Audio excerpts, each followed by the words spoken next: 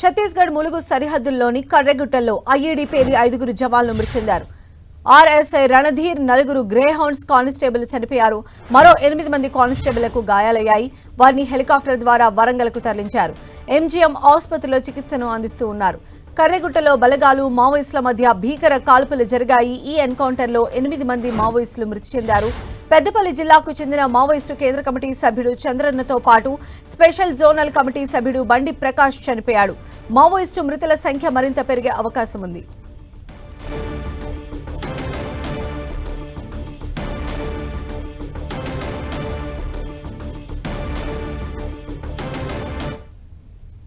మరిన్ని అప్డేట్స్ మా ప్రతినిధి సైదులు అందిస్తారు. సైదులు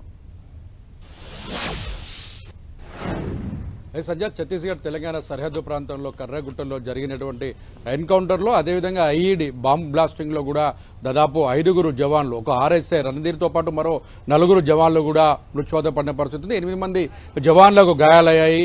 ఈ ఐఈడీ పేలిన సమయంలో ఇటు 2 మావోయిస్టులు అటు జవాన్ల మధ్య ఇరు వర్గాల మధ్య కూడా భారీ కాల్పులు చోటు చేసుకుని ఈ కాల్పుల్లో కూడా మావోయిస్ట్ పార్టీ కేంద్ర కమిటీ సభ్యుడు చంద్రన్న తో పాటు అదేవిధంగా స్పెషల్ జోనల్ కన్వీనర్ గా ఉన్నటువంటి బండి ప్రకాష్ ఇద్దరు కూడా మృత్యువాత పడ్డారు. ఇప్పటికే చంద్రన్న పైన ₹1 కోటి రివార్డు కూడా ప్రభుత్వం ప్రకటించింది. మొత్తంగా దాదాపు 3 దశాబ్దాల పాటు చంద్రన్న చాలా కీలకంగా పనిచేశాడు మావోయిస్ట్ పార్టీలో.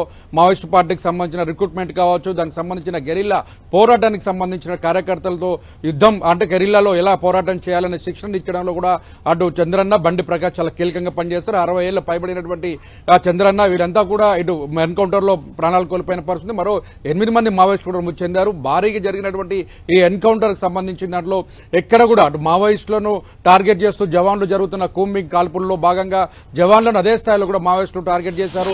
ఒక ఆర్ఎస్ఐ రణధీర్తో పాటు 4 జవాన్లు కూడా మృతి చెందారు. 8 మంది గాయాలైన పరిస్థితి ఉంది. మృతి చెందినటువంటి మృతదేహాలు 5 జవాన్లకు సంబంధించి కావచ్చు, అటువంటి రణధీర్ని తో పాటు మృతదేహాలతో పాటు మరో 4 అదేవిధంగా గాయపడినటువంటి వారిని హెలికాప్టర్ సాయంతో వరంగల్ జిల్లాకు సంబంధించి ఎంజీఎం ఆసుపత్రి తరలించారు. మృతదేహాలను కూడా ఎంజీఎం ఆసుపత్రి తరలించారు. పంచనామా నిర్వహించిన తర్వాత పోస్ట్మార్టం నిమిత్తం బంధువులకు అప్పగించే అవకాశం ఉంది. అదేవిధంగా ఇప్పటికే పెద్దపల్లి జిల్లాకు సంబంధించిన చంద్రన్న మృతదేహానికి సంబంధించి కూడా అటు చంద్రన్న కావచ్చు, బండి ప్రకాష్ తో పాటు మరో 8 మందికి సంబంధించినటువంటి వారు వాళ్ళ స్థాయి క్యాడర్ ఏంటి అనే దాని మీద కూడా చాలా కీలకంగా వివరాలు సేకరిస్తున్న పరిస్థితి. సంజయ్, అయితే ఇప్పటి వరకు కూడా మావోయిస్టులు 8 మంది చనిపోయినట్టుగా తెలుస్తోంది. అయితే అక్కడ డ్రోన్ విజువల్స్ ద్వారా దాదాపు 40 నుంచి 60 మంది వరకు ఐడెంటిఫై చేశారు కదా.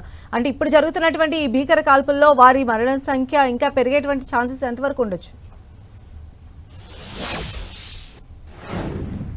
ఎందుకంటే మనం ప్రధానంగా కర్రగుట్టల్లో 1000 మంది పైగా మావోయిస్టులు అక్కడే తలదాచుకుంటున్నారన్న పూర్తి ఇన్ఫర్మేషన్ తోనే మొత్తంగా ఆపరేషన్ కర్రగుట్టలను ఏర్పాటు చేసింది. కర్రగుట్టల ఆపరేషన్ సంబంధించి 25,000 మంది జవాన్లు, 8 హెలికాప్టర్లు, వందల సంఖ్యలో డ్రోన్లు ఉన్న పరిస్థితి ఉంది. మొత్తం కూడా పూర్తి స్థాయిలో 24 గంటల పాటు కూడా వారు ఎక్కడున్నారు ఏంటి అనే స్థావరాలపైన కూడా నిఘా పెంచిన పరిస్థితి ఉంది. కేంద్ర ఇంటెలిజెన్సీ వర్గం మొత్తం సమాచారం సేకరించిన తర్వాతనే ఈ కర్రగుట్ట ఆపరేషన్ కొనసాగింది. 18 రోజులుగా జరుగుతున్న ఈ ఆపరేషన్లకు సంబంధించి ఇప్పటికే 5 గృహాలను కూడా స్వాధీనం చేసుకున్నప్పటికీ కీలకంగా ఇడ్మా అంటే మొత్తం PLJ కమాండర్ గా ఉన్న ఇడ్మా కావచ్చు, దేవా కావచ్చు, వీరిద్దరు కూడా చాలా కీలకంగా ఉన్నటువంటి నాయకులు.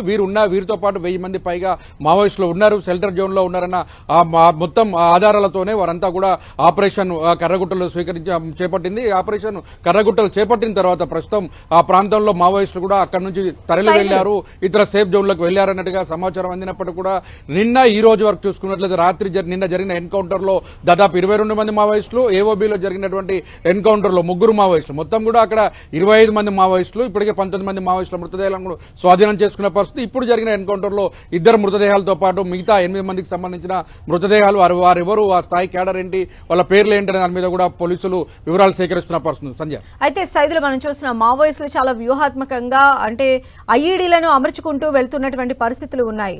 ఇప్పుడు మనం చూసినట్లయితే జవాన్లను కూడా కోల్పోవాల్సిన సిచ్యువేషన్స్ ఉన్నాయి. కాబట్టి దీని నుంచి అంటే ఇంకాస్త అత్యాధునిక సాంకేతికతతో ఈ ఐఈడీ బాంబులను ఐడెంటిఫై చేసే విధంగా ఇలాంటి అధునాతన సామగ్రిని ఏమన్నా మన జవాన్లు తీసుకెళ్లేటువంటి ఛాన్సెస్ ఉండొచ్చా? అంటే ఇటువైపు ప్రాణ నష్టం జరగకుండా ఎలాంటి జాగ్రత్తలు తీసుకోవచ్చు? చూడొచ్చు. మొత్తంగా చూసుకుంటే 25,000 మంది కేంద్ర బలగాలకు సంబంధించినటువంటి బలగాలు, 8 హెలికాప్టర్లు, 100 డ్రోన్లు, వీటన్నిటికి సంబంధించి కూడా ముందస్తుగానే ఆ కర్రగుట్టలకు సంబంధించి ఆ ప్రాంతంలో చుట్టూ కూడా ఐఈడి బాంబులను ఏర్పాటు చేశామని బహిరంగంగానే మావోయిస్టులు లేఖ కూడా విడుదల చేశారు. గతంలో ఐఈడి అంటే కర్రగుట్టలకు వెళ్ళినటువంటి అక్కడికి వెళ్ళిన మా గిరిజనులు దాదాపు 3 మృతి చెందారు. మరో 10 మందికి కూడా క్షతగాత్రులై ఆసుపత్రులు పాలైన పరిస్థితి. ఇప్పుడు చూసుకుంటే ఐఈడి అంటే కర్రగుట్టల్లోకి వెళ్తున్న జవాన్ల సంబంధించి కూడా లోపలికి వెళ్లేందుకు పూర్తి స్థాయి ఐఈడీలను నిర్వీర్యం చేస్తున్నారు. ఒక పక్క బీర్ బాటిల్లో కూడా ఐఈడీలను ఏర్పాటు చేసిన ఘటనలు కూడా మనం చూసాం. మొత్తంగా చూసుకుంటే మావోయిస్టులను ఎదుర్కొనేందుకు అటు ఐఈడీలను నిర్వీర్యం చేస్తూ లోపలికి వెళ్తూ మొత్తంగా ఎన్కౌంటర్ పరంపర కొనసాగుతుంది. ఇప్పటికైతే మావోయిస్టులకు కోలుకోలేని దెబ్బ తగిలింది. ₹1 రివార్డు కలిగిన చంద్రన్న, బండి ప్రకాష్ మృతి మావోయిస్ట్ పార్టీకి తీరని లోటుగా చెప్పుకోవచ్చు. ఎందుకంటే ఇప్పుడున్నటువంటి ఘటనలో చాలా కీలకమైన నేతలు మృత్యువాత పడిన పరిస్థితితో ఆ పార్టీ కోలుకునే పరిస్థితి కూడా లేకుండా పోయిందని కూడా చెప్పుకోవచ్చు. రైట్ సైదులు.